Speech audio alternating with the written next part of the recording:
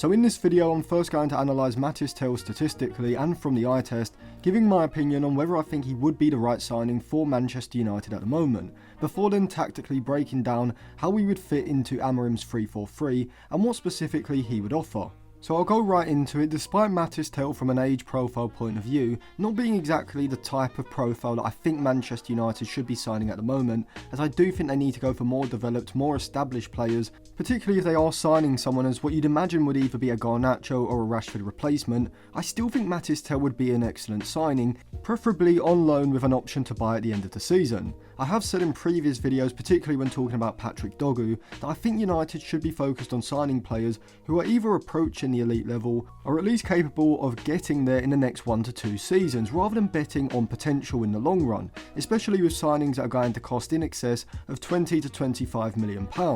And so given that it's reported that Bayern Munich are demanding around €50 million, which is £42 million plus add-ons, you'd expect me to be against the signing of Tel. Now whilst I wouldn't pay an initial fee that high, especially given the current financial restrictions that United are under, I still think if we could get him for maybe around 32 to about £36 million,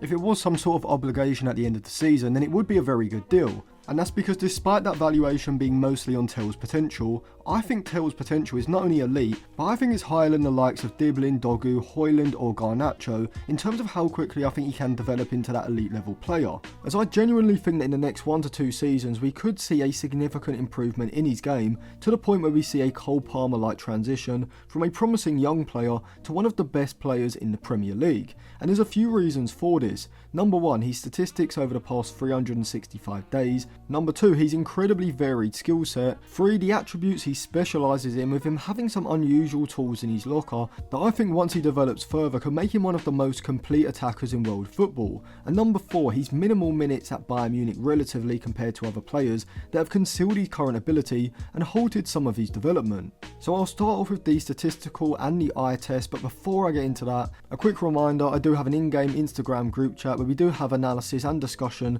throughout all the Manchester United games, as well as talk about topics throughout the week as well. I am also working on a tactical ebook, so you will get that for free if you are in the group chat, which will work out a bit cheaper than just buying the book outright. So if you do want to sign up to the Patreon, I'll leave it linked in all the usual places, the eye above, description, comment section, as well as on the end screen after the video. So Mathys Tel stylistically reminds me of a young Nicolas Anelka or a Sadio Mane, in the sense that he's a real hybrid between a winger and a striker, someone who has electric acceleration over short distances and athleticism over long distances, combined with some great footwork in and around the box that enables him to float between players in congested areas, having a real knack of being able to manoeuvre the ball quickly to open up shooting angles, wherefrom he has an exceptional shooting technique, able to generate a lot of power and very little backlift, and whilst he is certainly stronger on his right foot, he is still a capable shooter off his left as well, even if he doesn't generate as much power or is as accurate as he is with his stronger foot. And his FB ref report over the past 365 days,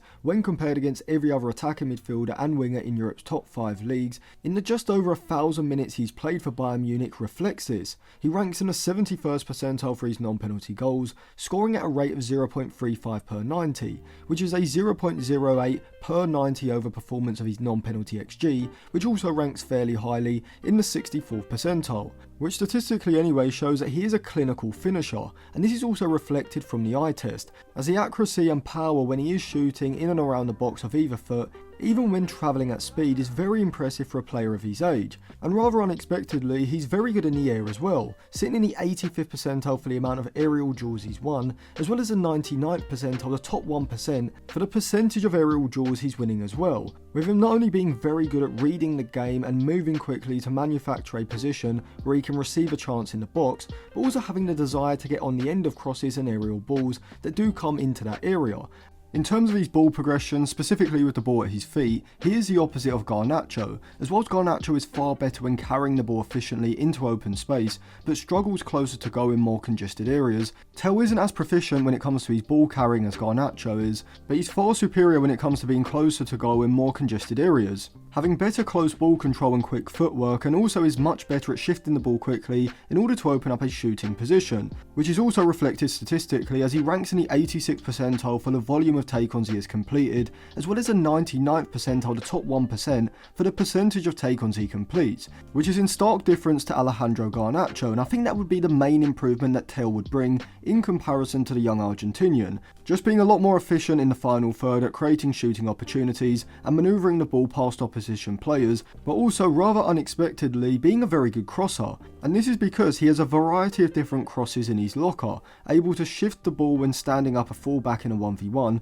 before floating in a curling cross towards the back post, or driving down the line on either side on either foot, and being astute at picking out a player with a low cross across the box, which is reflected by the fact that he ranks in the 91st percentile for the amount of crosses he puts into the box. But what you'll also notice is that he ranks very highly when it comes to his pass completion, with his long pass completion rate standing out. Now, to be fair, I do think these numbers could be slightly skewed due to the sample size being quite small, as I definitely wouldn't consider Tel an elite level long passer just yet, but he's more than competent at being able to cut inside with the ball and being able to switch play with a long pass out to the opposite flank. Defensively, Tel is also surprisingly impressive as well, as from the eye test he does resemble Ahmad in many ways in terms of having the willingness to race back with athletic runners, and his FBref report does show that he has a very high percentage of dribblers tackled rate, ranking in the 97th percentile. However, unlike Ahmad, I don't think he has the overall defensive capabilities to be used as a wing-back, as Tel isn't really an athletic ball carrier over long distances, more of a sharp accelerator over shorter distances, and is much better when drifting infield into central areas between the lines or making darting movements in behind the back line, compared with receiving the ball in space on the flanks and having to drive the attack forward into open space.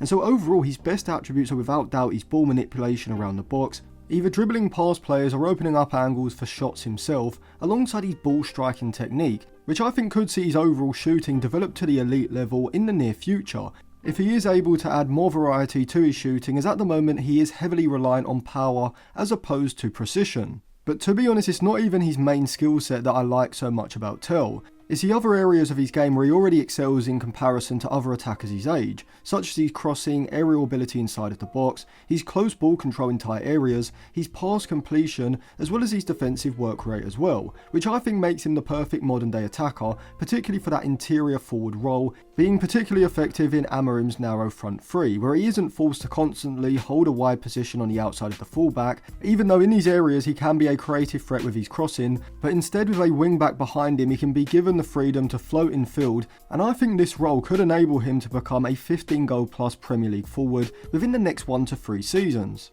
But tactically, how would Mathys Tel fit into and improve Amorim's system tactically? Well, I think the best way to show you is actually by looking at the functioning of probably the best front three in world football at the moment, which is Yamal, Lewandowski and Rafinha at Barcelona. We see here Eric Garcia has the ball in the centre of Barcelona's back three in the middle third, just inside the opposition's half, and you can see that as he's about to split the Atalanta midfield line with an incisive pass into Lewandowski, Rafinha, who's playing to the left of Lewandowski in the front three, has drifted in field into a central position that you'd usually associate with a conventional centre forward, giving Barcelona what looks to be a front two at this point. And as Lewandowski receives possession with his back to goal, you can now see that Lamine Yamal has also drifted in narrow, and now Barcelona's front three has maybe 10 to 15 yards between them in horizontal distance, which is a similar setup to what you'd expect from United's front three in this phase of play. Now in this area for United, either Højlund or Xerxes could be the centre forward to receive the ball to feet, and Ahmad, like Yamal, could start wide and then float inside into the half space, and Tel, like Rafinha, could shift inside early, taking up that position close to Højlund or Xerxes. And we can see the benefit of Rafinha's central position as Lewandowski lays the ball off to Yamal and spins to his right, which drags the Atalanta left-sided centre-back over to that side, opening up the space between him and the central centre-back on his inside, which Rafinha uses as a trigger to cleverly check his run and make a movement around the outside of the central centre-back, between him and the right-sided centre-back, which shows a high level of football intelligence, as rather than making a movement across the centre-back between him and the left-sided centre-back, as a lot of attackers may have done, Rafinha recognises that by making the run around the outside of the defender, when Yamal receives the ball, now the passing lane to split the back line is open, and just like Ahmad would be able to do, because Yamal is left-footed, moving inside from the right, he's angled perfectly to thread this through ball in behind, and Rafinha, like Tel would be able to do, has the acceleration to be able to make a darting movement in behind before the centre-back can react, and is able to get on the end of the through ball, takes a fantastic first touch, and to be fair is unlucky to hit the crossbar with his right foot. So that piece of play showcased Rafinha's acceleration from central positions over shorter distances, which Mathys Tel could definitely provide, but this next clip also highlights Rafinha's pace over longer distances, which Tel could also utilise. Here we see Alejandro Balde has the ball on the left flank in Barcelona's half, and Rafinha has initially dropped towards the ball, dragging Atalanta's right-sided centre-back high, opening up the space for him then to check his run, arcing a movement around the outside of the defender. Balde waits for the run to come before releasing Rafinha in behind, and now Rafinha is able to accelerate away from the defender who was on his back, with both Lewandowski and Yamal in the centre also having the pace to race away and get goal side of the back line, from where Rafinha races into the final third, and then finds Lewandowski with a pass across goal, creating another high value chance for Barcelona, created by the pace of Rafinha from the left of the front three. And this example of Rafinha's pace is exactly why in the video I released the other day, analysing how Dorgu could allow Mainu to play on the left of a front three temporarily, which I will leave linked in the eye above, I said long term I don't think Mainu has the pace, the offensive instincts or the goal scoring ability in the final third to play as a left-sided interior forward in Amorim's front three, as pace is incredibly important both over short and longer distances, as Rafinha's movement showed in both of those examples, and Mathys Tel would provide this. And so overall, do I think Mathys Tel would be a good signing? Well, the short answer is yes, but how good the deal is obviously depends on the amount we pay up front. Ideally we'd sign him on loan for the rest of the season, which, if Rashford, say, was to go on loan, would be significantly less than even if we were paying half of his wages, and the loan fee you'd imagine would be pretty minimal. If Bayern Munich insist on us signing him permanently in this transfer window, maximum I would pay is 32 to about £35 million up front, with maybe another £5 million in realistic add-ons and another 10 in speculative add-ons, which would only be reached if he was a massive success. And this would also go for any loan with an obligation to buy at the end of the season. However, if we could get him on loan with an option to buy, then I would be prepared to pay a slightly higher fee at the end of the season, up to around £40 to £42 million, including the loan fee as well, just because I would be prepared to pay a bit of a premium as essentially a try before you buy option. But regardless of whether it's a loan or a permanent signing, I am a massive fan of Mathys Tel, and I genuinely think he could be one of the best attackers in the Premier League, and he reminds me a lot of Alexander Isak, where I think he's a perfect blend between a winger and a striker, and by the age of maybe 23 or 24, once he improves his physicality, his football intelligence and refines his overall technical game, I do think he could transition to playing more as a centre forward. For now, he'd be a pretty good cheaper alternative to Nkunku or Cunha, despite obviously not being at their level just yet. The question is, how long does it take him to reach that sort of level? As like with Dorgu, I do think for the first 12 to 18 months, he could be a bit inconsistent, and people will start to question his ability. But from 26-27 onwards, I would expect Tel to show that he's more than good enough to be the left-sided attacker in Amorim's front three. And by the 27-28 season, when United are aiming to win the Premier League, I think he could be a 15-goal a season attacker,